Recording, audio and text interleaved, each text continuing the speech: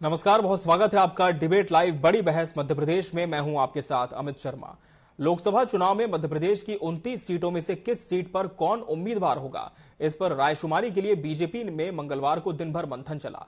भोपाल स्थित प्रदेश भाजपा कार्यालय में प्रदेश पदाधिकारी, शाम को बीजेपी कोर कमेटी और फिर प्रदेश चुनाव समिति की बैठक हुई। चुनाव समिति की बैठक में रायशुमारी के बाद 23 लोकसभा सीटों के संभावित दावेदारों के नामों पर चर्चा की गई है, ऐसी खबर है। इन नामों की सूची लेकर आज सुबह मुख्यमंत्री डॉक्टर मोहन यादव, प्रदेश अध्यक्ष वीडी शर्मा और दूसरे सीनियर लीडर्स दिल्ली रवाना हुए। आज दोनों पार्टी के लोकसभा चुनाव पर तैयारी को लेकर हम चर्चा करेंगे, मगर उसके पहले देखिए इसी विषय पर हमारी एक खास रिपोर्ट।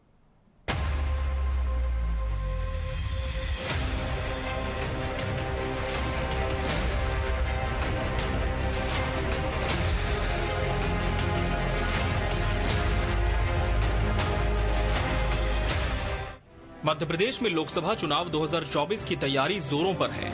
29 सीटों वाले इस राज्य में बीजेपी और कांग्रेस दोनों ही अपनी जीत सुनिश्चित करने के लिए कड़ी मेहनत कर रहे हैं। इस चुनाव में उम्मीदवारों का चयन दोनों ही दलों के लिए एक महत्वपूर्ण चुनौती है। बीजेपी ने उम्मीदवारों के पैनल तैयार कर लिए हैं और उन पर चर्चा चल रही है। पार्टी ने जमीनी स्तर पर कार्यकर्ताओं से रायशुमारी की है। बीजेपी 2019 के चुनाव में जीती हुई सभी 28 सीटों को फिर से जीतने का लक्ष्य रखती है। माननीय प्रधानमंत्री नरेंद्र मोदी जी के नेतृत्व में और हर बूथ पर 10% से वोट बढ़ाना और मध्य प्रदेश में 58 से 68 से 70% वोट की जो हमारा संकल्प है, उस पर हमने बड़ी गंभीरता से आज बात सभी सदस्यों ने की है। साथ में ही चुनाव समिति में भी, कोर ग्रुप में भी आने वाले लोकसभा चुनाव की दृष्टि से 29 की 29 लोकसभाओं पर हमने विस्तृत चर्चा की है। कौन कार्यकर्ता चुनाव की दृष्टि से अच्छे प्रत्याशी के तौर पर हो सकते हैं। माना जा रहा है कि 29 फरवरी को दिल्ली में होने वाली केंद्रीय चुनाव समिति की बैठक के बाद कभी भी बीजेपी उम्मीदवारों की पहली सूची जारी कर सकती है। ये भी बता दें कि मुरैना, दमोह, सीधी, होशंगाबाद और जबलपुर, जहां के सांसद अब विधायक बन चुके हैं, उन सीटों पर उम्मीदवारों के नामों का पैनल पहले ही दिल्ली भेजा जा चुका है। इसमें एक सीट छिंदवाड़ा भी शामिल है, जिस पर फिलहाल कांग्रेस का कब्जा है। सूत्रों की माने तो भाजपा इन 28 में से 21 सांसदों के टिकट काट सकती है। वहीं लोकसभा चुनाव के लिए कांग्रेस ने मध्य प्रदेश की 29 में से 26 सीटों पर नामों के पैनल तैयार कर लिए हैं। 6 सीटों पर सिंगल नाम भेजे गए हैं, जबकि 14 लोकसभा सीटों पर 2-2 नाम हैं। 4 सीटों पर 3-3 नाम शामिल किए गए हैं। ग्वालियर चंबल की 2 सीटें ऐसी है जहां पैनल में 5-5 नाम हैं। मध्य प्रदेश की 29 में से 13 सीटें ऐसी है जहां उम्मीदवारों के पैनल में 14 विधायक और एक महापौर का नाम है।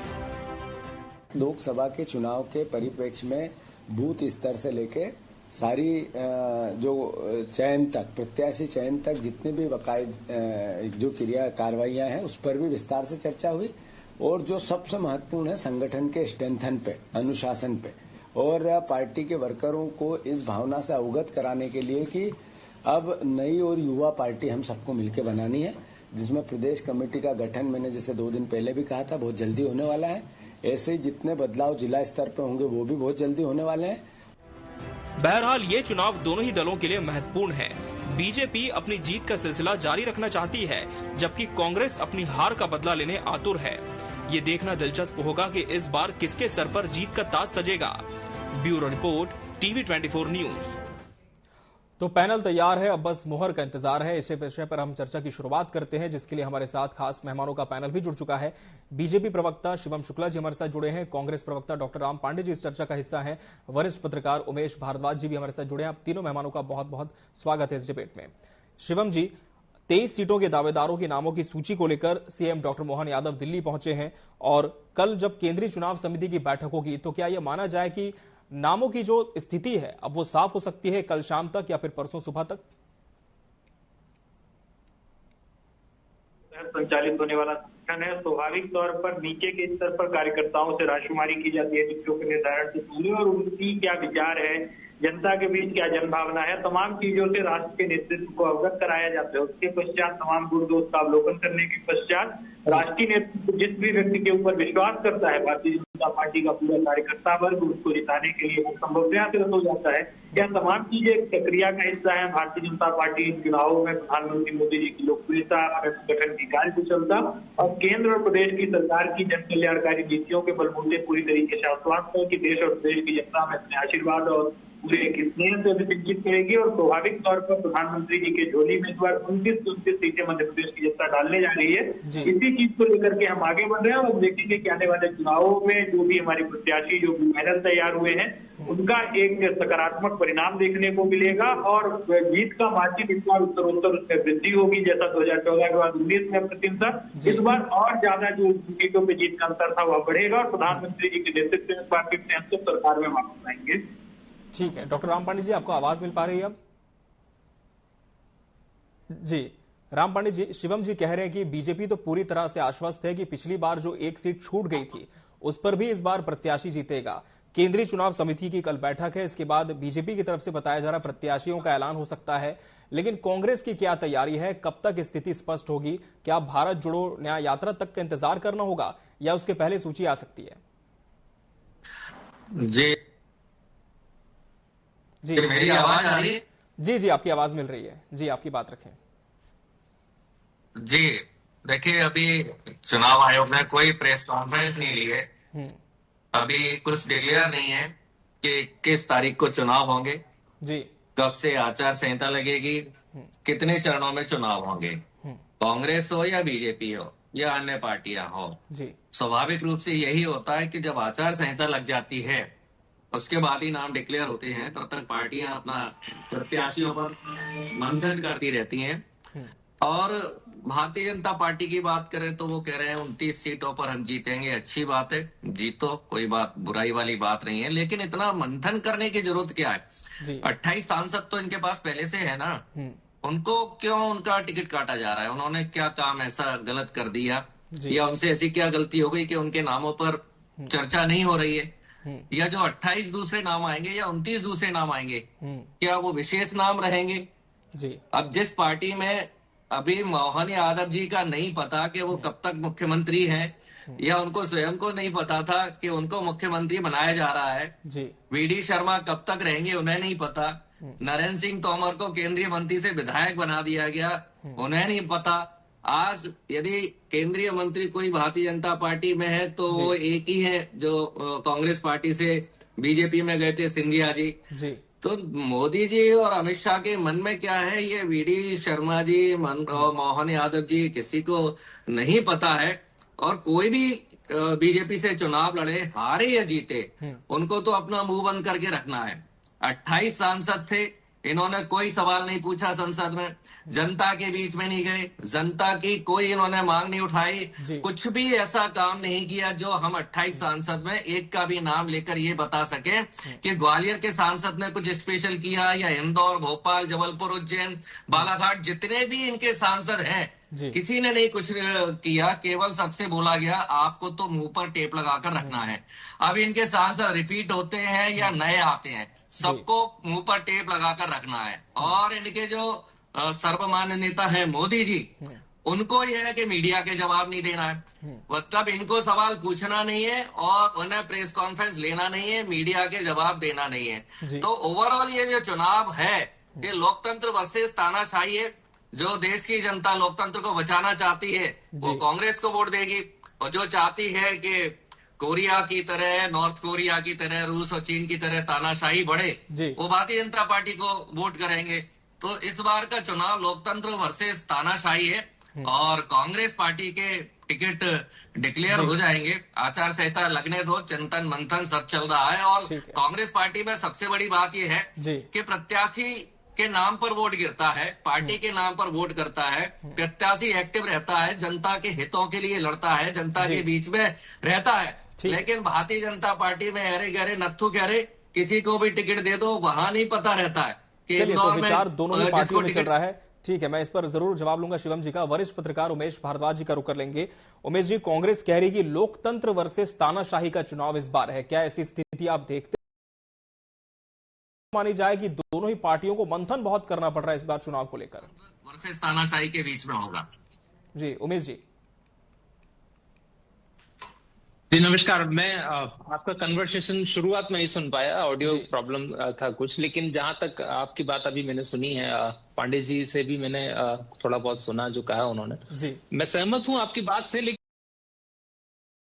मुझे लगता है कि मध्य प्रदेश की राजनीति बहुत अलग है अन्य राज्यों से या दूसरे हम प्रदेशों की बात करें, क्योंकि मध्य प्रदेश में जहां तक हम देखते आए हैं कि एक ही पार्टी ज्यादातर समय तक रही है। पिछले कुछ अगर आप बात करिए 2014 से आप देखें तो बीजेपी यहाँ पर तमाम कुछ एक महीने के लिए कांग्रेस आई थी, लेकिन उससे पहले भी बीजेपी का रहा है अरसा, लंबा रहा है, लेकिन बीजेपी बहुत अच्छा कुछ यहाँ पर नहीं कर पाई। इस बात की तमाम गवाही हम देखते हैं। कांग्रेस इस बात को कहती है, हम मानते भी हैं कि ठीक है, लेकिन बीजेपी ने अगर कुछ किया है तो वो ये काम जरूर उन्होंने किया है कि उन्होंने एक विशेष वर्ग के लोगों के दिल में जगह बना ली है। अब ये काम कांग्रेस नहीं कर पाई, तो क्यों नहीं कर पाई उसका जवाब मैं, अब हम बात करते हैं सीटों की कि मध्य प्रदेश में क्या समीकरण है और कितनी सीटें हैं, कैसे उन समीकरण पर बैठेंगे, क्योंकि पैनल बन गए हैं। और ये देखिए, हम बीजेपी के लोग ही कहते हैं कि एक हमारा संगठन है और हम संगठन के हिसाब से काम करते हैं। तो मुझे लगता है कि जो पैनल की बात है वो अब एक औपचारिकता रह गई है, क्योंकि अब तमाम केंद्रीय मंत्री जो हैं वो सीटें खाली हो गई हैं और बड़े नेता जो हैं इस बार टिकट की लाइन में लगे हुए हैं और उन सबको समझाना बड़ा मुश्किल होगा बीजेपी के लिए। तो इसलिए ये कहा जा सकेगा कि इस बार का जो चुनाव है वो वाकई रोमांचक होने वाला है, क्योंकि पिछली बार जब हमने देखा विधानसभा में भी नतीजे बड़े चौंकाने वाले आए और तमाम चीजें ऐसी हुई जो अपेक्षित नहीं थी, न केवल बीजेपी की तरफ से बल्कि कांग्रेस की तरफ से भी कई बड़े फैसले लिए गए। जीतू पटवारी इसका सबसे बड़ा उदाहरण है। तो मुझे लगता है कि इस बार का जो लोकसभा चुनाव है वो कहीं ना कहीं बीजेपी और कांग्रेस दोनों के लिए एक निर्णायक तौर पर उसको हम देख सकते हैं। जी शिवम जी, कांग्रेस ने यहाँ पर एक बहुत बड़ा सवाल ये उठाया है कि 28 सांसद तो आपके पास पहले से ही हैं, तो क्या वजह है कि नामों को लेकर इतना मंथन का दौर चल रहा है? क्या बहुत सारी टिकटें कटने वाली इस वजह से ये हो रहा है? और दूसरी बात ये जो कि उमेश जी ने कही कि आपने एक विशेष वर्ग के दिल में अपनी जगह बना ली है, क्या इसलिए आप जीत को लेकर इतने आश्वस्त रहते हैं? देखिए, सबसे प्राथमिक चीज यह है कि टिकट किसकी कटने वाले हैं, किसको मिलने वाले हैं, यह कांग्रेस के प्रवक्ता निर्धारित नहीं करेंगे। भारतीय जनता पार्टी में कार्यकर्ताओं का अपार एक जनसमूह है, जिसमें से लगातार पार्टी नेतृत्व कुछ लोगों को कुछ भूमिकाओं में अवसर देता है, कभी भूमिकाओं को बदल कर देखता है। यहाँ पर किसी व्यक्ति की कोई चीज मिल्कियत नहीं बन जाती है, उस पर उस व्यक्ति की रजिस्ट्री, स्टाम्प, पट्टा हो जाए। यहाँ पर भारतीय जनता पार्टी की लीडरशिप हमेशा चेंज करती रहती है। और जो बात इन्होंने गहरे गहरे नस्सो गहरे की कही, ऐसा भारतीय जनता पार्टी के संगठन में किसी सामान्य कार्यकर्ता को इस भाव से नहीं देखा जाता। अगर कोई कार्यकर्ता बूथ पर परिश्रम कर रहा है तो क्या उसको अधिकारिता नहीं होनी चाहिए लोकसभा पर चुनाव लड़ने की? कोई कार्यकर्ता पंजाब प्रमुख है, कोई कार्यकर्ता अपने मंडल के स्तर पर काम कर रहा है, तो भारतीय जनता पार्टी में तो यह संभावनाएं हमेशा खुली हुई रहती है। कोई भी व्यक्ति मुख्यमंत्री, प्रधानमंत्री, सांसद, विधायक जैसे महंगी पदों पर बैठ करके जनता की सेवा कर सकता है। यह तो पार्टी का नेतृत्व प्रत्येक व्यक्ति की उपयोगिता को निर्धारित करता है। यह सिस्टम जो राजनीतिक संगठन अपने कार्यकर्ताओं को एरू गहरा, नत्थी गहरा मानते हैं, उनका यही हश्र होता है जो आज कांग्रेस पार्टी का होता हुआ दिख रहा है। और दूसरी तरफ से महत्वपूर्ण चीज, अगर किसी के दिल में जगह बनाने की बात है तो स्वाभाविक तौर पर प्रधानमंत्री जी ने इस देश की 135 करोड़ जनता के दिल में जगह बनाई है, जिसके कारण इस प्रकार से मत सामने आ रहे हैं। हमारी योजनाओं के लाभार्थियों के अगर आप वोट जोड़ देंगे तो हमें चुनाव जीतने में कठिनाई नहीं होगी। इसके अतिरिक्त हम जिस हिसाब से सनातन के लिए लगातार काम कर रहे हैं, राष्ट्र की समृद्धि के लिए काम कर रहे हैं, ये तमाम चीजें देश और प्रदेश की जनता उसको देखती है, विचार करती है, और देश की प्रबुद्ध जनता उसके पश्चात अपने मत का प्रयोग पोलिंग बूथ में जाकर के भारतीय जनता पार्टी को जिताने के लिए करती है। इस बार चुनाव इसलिए जनता नहीं जा रही है कि कोई सरकार बदलनी है। भारतीय जनता पार्टी के पक्ष में जनता इस बार इसलिए जाएगी कि 2047 में अगर विश्व के उत्कर्ष पर भारत को ले जाना है तो बेहद आवश्यक है कि प्रधानमंत्री जी का नेतृत्व लगातार अनवरत तरीके से चलता रहे और जनता के बीच जाकर के प्रधानमंत्री जी लगातार इस बात का आश्वासन दे रहे हैं कि आने वाले इस कार्यकाल में विश्व की तीसरी सबसे बड़ी अर्थव्यवस्था बन करके हम उसको उभरेंगे और यह जो एक लक्ष्य लेकर के हम आगे बढ़ रहे हैं उसको पूर्ण किया जाएगा। ठीक है डॉक्टर राम पांडे जी, बीजेपी तो कह रही है कि आपसे किसी तरह का सर्टिफिकेट लेने की जरूरत नहीं, लेकिन कांग्रेस की यदि हम बात करें तो क्या हारे हुए चेहरों पर दोबारा पार्टी दांव खेल सकती है, या इस बार जो आप लोग टिकट का वितरण करेंगे उसमें महिलाओं की भागीदारी होगी और युवाओं की सहभागिता तो पहले ही पार्टी कह चुकी है, तो किस तरह का पूरा एक एनालिसिस करके इस बार पार्टी डिस्ट्रीब्यूशन का काम कर सकती है?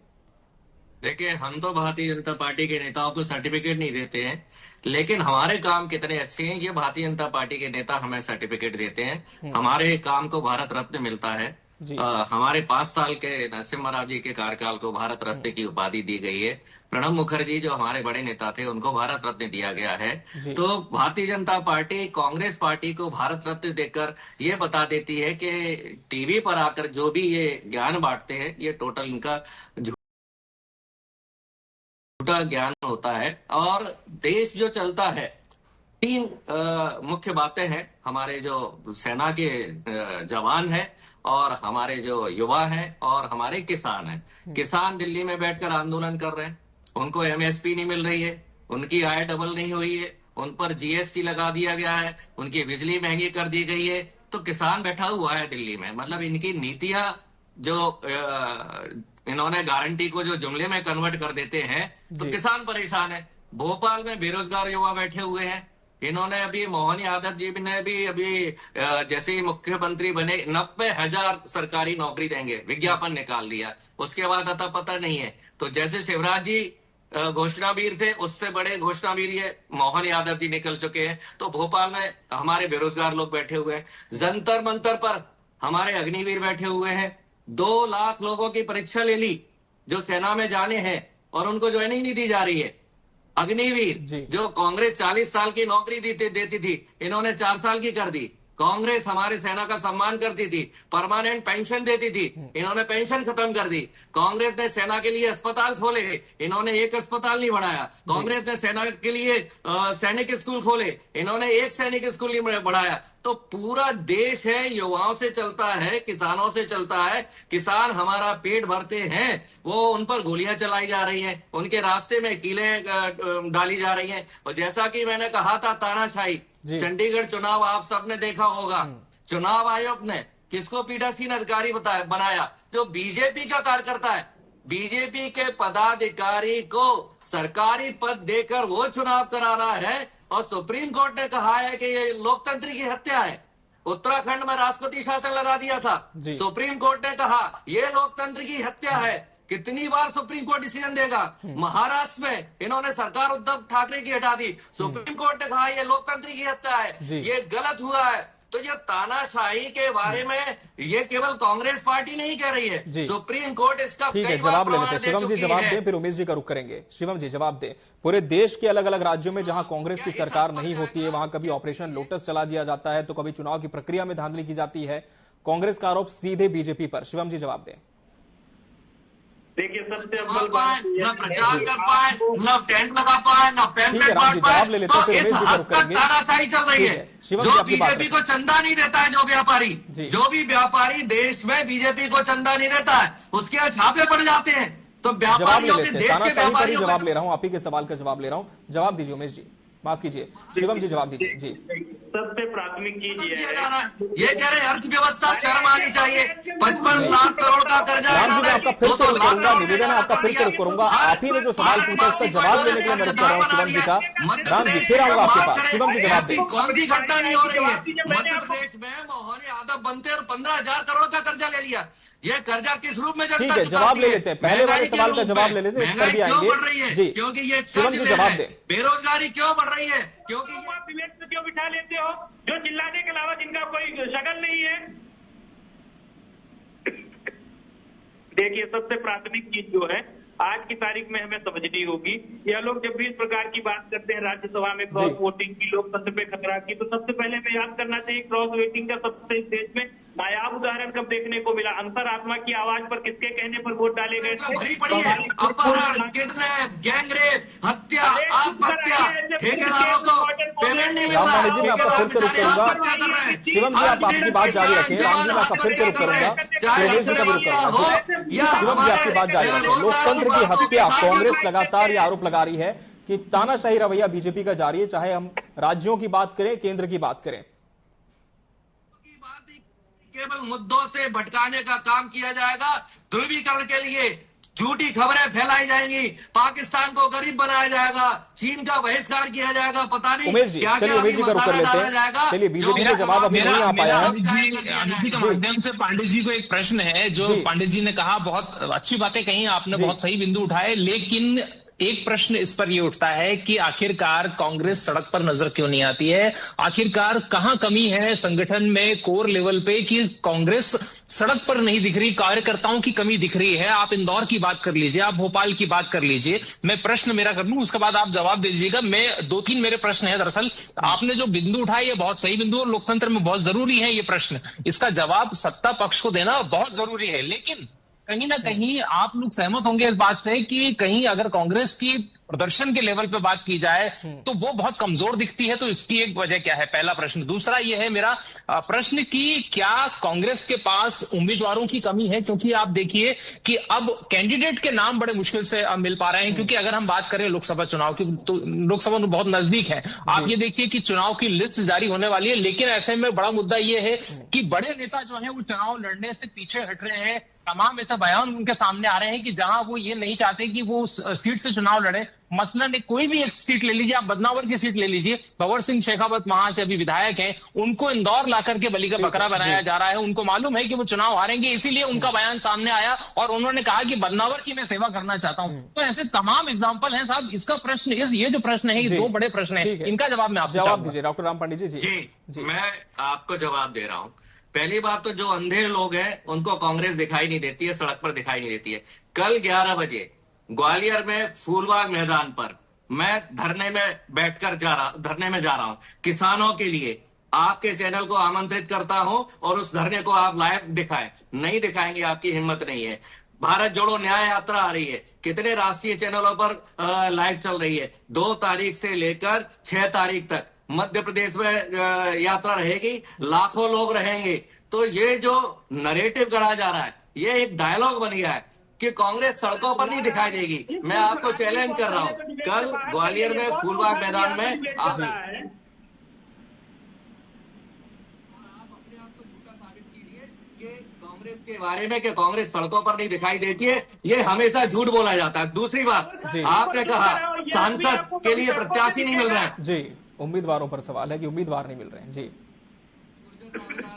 देवेंद्र शर्मा दावेदार हैं, प्रवीण पाठक दावेदार हैं, सुनील शर्मा दावेदार हैं और जितने भी हारे हुए जीते हुए विधायक दावेदार हैं। तो ये डिसाइड करना बड़ा मुश्किल हो रहा है कि किसको टिकट दिया जाए। मुरैना से आप आ जाए, रामनिवास रावत दावेदार हैं, नीतू सिकरवार वहां से दावेदार हैं, ऐसे कई नेता, पंकज उपाध्याय वहां से दावेदार हैं। तो हमारे पास लोगों की कमी नहीं है, ये भी झूठा गढ़ा जाता है। कांग्रेस के पास नेता नहीं है। कांग्रेस कह रही है कि कांग्रेस के पास लोगों की कमी नहीं है। शिवम जी, क्या इसी वजह से हम देख रहे हैं कि कांग्रेस का जो कुनबा है वो लगातार टूटकर आप में शामिल होता जा रहा है? बीजेपी पर इसका आरोप लग रहा है। देखिए, सबसे महत्वपूर्ण बिंदु यह है कि घर, जो लोग अपना घर नहीं संभाल पाते वो दूसरे को ऊपर इस प्रकार के आरोप प्रत्यारोप नहीं लगा सकते हैं। मैं जो एक बात बार बार बताने की कोशिश कर रहा था कि अंतरात्मा की आवाज पर पहली बार वोट तो इंदिरा जी के कहने पर डाले गए थे, जब नीलम संजीव रेड्डी को राष्ट्रपति के चुनाव में हराया गया और वीवी गिरी राष्ट्रपति बने। तो आज यह लोकतंत्र की बात कर रहे हैं, जिन्होंने आपातकाल लगाया वह लोकतंत्र की बात करते हैं। एक बात आप समझ लीजिए, राजनीति में सबसे बड़ा चीज होती है जन समर्थन, जन समुदाय का विश्वास किसके साथ है। तो यह तो आज चुनावों के माध्यम से बार बार सिद्ध हो रहा है कि भारतीय जनता पार्टी के ऊपर जनता विश्वास कर रही है। कांग्रेस के ऐसे मूर्ख प्रवक्ताओं के टेलीविजन पर बैठ करके कुछ भी अनाप शनाप बक देने से, कुछ भी ऐसी बातें कर लेने से जन भावना पर कोई असर नहीं पड़ रहा। कांग्रेस पार्टी अपना कुनबा नहीं संभाल पा रही है। जहां एक और भारतीय जनता पार्टी अपने कार्यकर्ताओं के समूह में उत्तर वृद्धि कर रही है, अपने विचारधारा का व्यापक विस्तार कर रही है, वहीं कांग्रेस पार्टी आपको सिर्फ और सिर्फ यात्रा करती हुई नजर आ रही है। एक और भारतीय जनता पार्टी अपने प्रत्याशियों का पैनल तैयार कर रही है, कांग्रेस पार्टी यात्रा में लगी हुई है। भारतीय जनता पार्टी बूथ स्तर पर अपने कार्यकर्ता को खड़ा कर रही है, कांग्रेस पार्टी यात्रा कर रही है। तो यह दोनों दलों की एक कार्य पद्धति में अंतर है। जहां वहां पर एक फेल्ड रॉकेट की बार बार लॉन्चिंग के प्रयास किए जा रहे हैं, वहीं भारतीय जनता पार्टी में अपने ऐसे अनेकों कार्यकर्ताओं को तैयार करके उनको नेतृत्व की भूमिका में ला दिया गया है। आने वाले वक्त में पार्टी को आगे ले जाने का काम करेंगे, विचारधारा को आगे ले जाएंगे, सरकार की नीतियों को आगे बढ़ाएंगे। यह एक जो सबसे बड़ा अंतर भाजपा और कांग्रेस की राजनीति में है, वह हमें देखने को मिल रहा है। प्रधानमंत्री जी आज इस चीज को आगे बढ़ा रहे हैं, राष्ट्रीय अध्यक्ष जी लगातार उस चीज को आगे बढ़ा रहे हैं और स्वाभाविक तौर पर इन चुनावों के नतीजे भी स्पष्ट करेंगे कि किस स्तर तक जनता आज कांग्रेस पार्टी से ठीक है। एक फाइनल कमेंट ले लेते हैं, उमेश जी का रुक लेते हैं। उमेश जी, दोनों ही पार्टी की तैयारियों को किस तरह से आप देखते हैं और इस बार जो मुख्य मुद्दे होंगे मध्य प्रदेश में वो क्या होने वाले हैं जो लोकसभा की परिपाटी तय करेंगे?